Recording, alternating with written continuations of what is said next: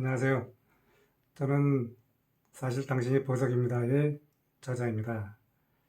저는 보석을 공부해서 그 보석을 공부하다 보니까 보석 속에 정말 우리가 상상을 초월하는 일들이 참 많이 있습니다.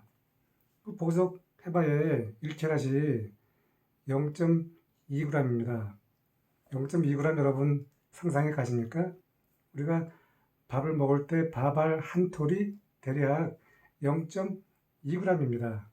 그 0.2g이 보통 우리 국내 시세로 보면 500에서 1000만 원이 나가지만 명품 보석은 무려 등급에 따라 틀리지만 3000만 원이 나갑니다.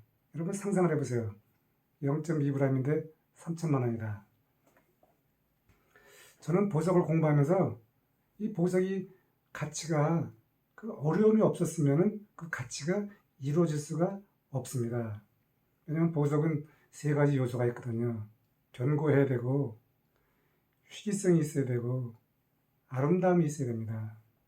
이 세 가지가 합쳐져 갖고 보석이 되는데, 그 세 가지가 아름답기 위해서는 땅속 깊은 곳에서 가장 나약한 탄소라는 원소가 가장 강한 다이아몬드가 되죠.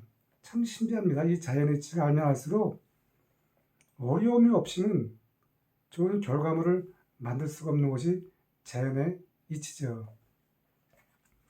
여기 나와 있는 이 그림이 제가 77년도 대학 시절에 명지대학교를 졸업했는데요.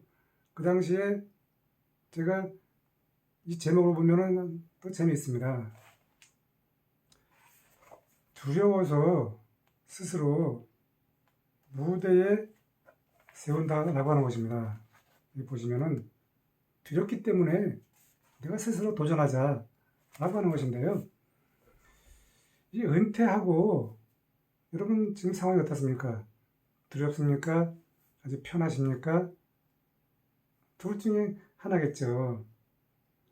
자, 제가 말씀드리고 싶은 것은 우리가 두려울수록 내가 도전을 해야 된다고 하는 것입니다. 저도 마찬가지잖아요. 저도 34년 직장인의 길을 마치고 은퇴할 즈음에 저는 참 감사한 게 2020년도 7월 1일 날 상임 고문을 마지막으로 은퇴를 했습니다. 32년간은 대기업 임원과 글로벌 기업 한국 대표를 했고 나머지 2년은 1년을 스타트업 상임 고문을 하고 나머지 1년을 중견기업에 상임 고문을 했는데 어떻든 2020년도 7월 1일 날 마지막 진짜 직장인의 발걸음을 마친 그 다음 달 8월 1일 날 한 달 후에 이 사실 당신이 보석입니다 책을 낸 것입니다. 이 책을 바로 낸 것이 아니고 저는 이 은퇴하고 나서 책을 쓸 마음을 갖긴 가졌는데 결정을 못했습니다. 그래서 그 책을 쓰기 위해서 그동안에 제가 페이스북에서 온라인에서 많이 썼던 글들을 모아서 초안을 만들어서 이 책의 그 근간이 됐는데요. 이 책을 쓴 것은 제가 20년도 1월 달부터 책을 썼습니다.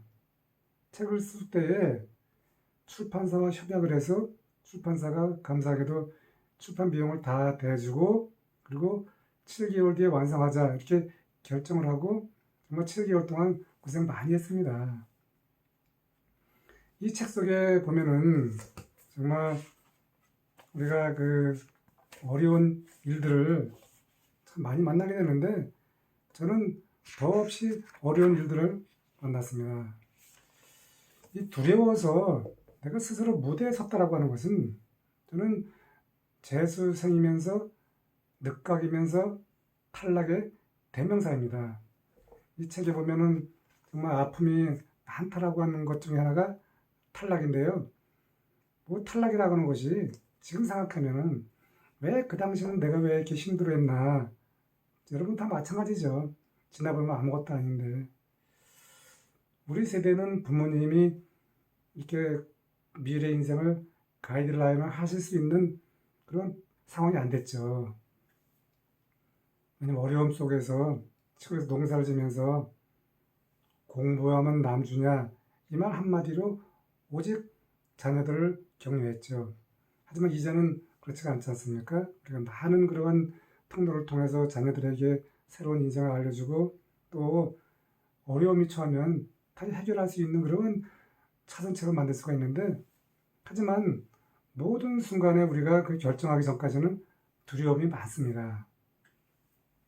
대학을 졸업하고 제가 직장인의 길에 탈락도 많이 했고 또 직장인의 길에도 참 어려움이 많았죠. 왜냐면 그 직장이라고 하는 것이 그렇게 편한 데가 아니잖아요. 왜냐면 급여를 주기 때문에 회사는 어려워도 지금 급여는 또박또박 주니까 기업은 성장을 해야 되기 때문에 그 출근부터 퇴근하기 전까지 정말 뭐 큰 어려움이 없다라고 할 수도 있지만 그 내가 거기서 혼신의 힘을 다해야만 기업이 발전하면서 기업이 또 수익을 내서 급여를 주는 거지 않습니까? 우리가 살아가면서 모든 순간에는 크고 작은 두려움이 있습니다. 하지만 이 두려울 때 내가 다시 성장하는 계기가 되는 것입니다. 대학 시절에 질병을 앓고 휴학을 했는데 어머님의 무한한 헌신으로 참 어머님의 사랑은 못 이루는 것이 없는 것 같아요. 그 혹독한 질병을 어머니 사랑으로 회복을 하고 복학을 했는데 선배가 저에게 영어 연극을 해보자라고 하는 것입니다. 저는 속으로 아니 내가 좀 건강도 안 좋은데 무슨 영어 연극을 하느냐. 여러분 아시겠지만 영어 연극이라고 하는 것이 이 모든 대사를 외워야 되지 않습니까? 그런데 가만히 생각해 보니까 내가 영어를 배울 수 있는 좋은 기회가 될 것 같아가지고 승낙을 했습니다.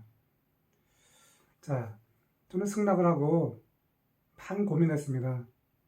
결국은 두려움 때문에 내가 영어 연극에 도전하겠다고 승낙을 했지만 중간에 한번 도저히 내가 감당할 수가 없어서 그만둘 상황도 왔지만 다시 재기해서 결국은 드라마 센터에서 이 연극을 마쳤습니다. 은퇴하고도 마찬가지입니다. 현재 내가 두렵고 좀 내가 앞으로 남은 인생을 어떻게 살아야 될까 누구나 다 고민하는 것이죠. 이 땅의 은퇴자들은 부모로부터 많은 것을 부여받지 않은 저 같은 평범한 사람들은 나머지 또 100세 시대에 우리가 3, 40년을 살아가야 되는데 그 두려운 시간이 남아 있습니다. 하지만 두려워하지 마시고요. 두려움 때문에 오히려 내가 강력하게 도전하면 되는 것입니다. 저는 은퇴 이후 이렇게 여러분에게 정말 하루하루 편하게 보내고 있습니다. 편하기보다 은퇴하고 대기업 임원 은퇴하고 나서 또 연금이 나오고 또 제가 이 책에 보면은요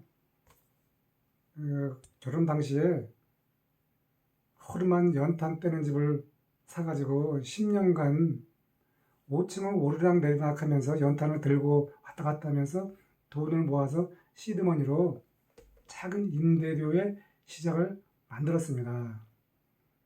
그 당시 그 임대료 첫 시작이 10만 원인데요.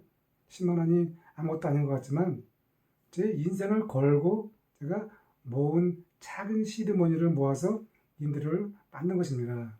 그래서 우리가 은퇴하고 나서 각자 모든 사람의 처한 상황이 틀리겠지만 첫 번째로는 그냥 보내지 말고 또 이 은퇴 이후 창업은 우리가 당장 큰 것을 원하는 것이 아닙니다.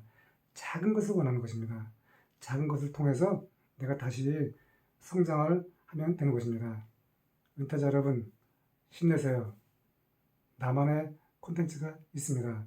궁금하시면은 저에게 언제든지 댓글로 문의해 주시면 제가 충실하게 답변을 드리겠습니다. 파이팅 하세요.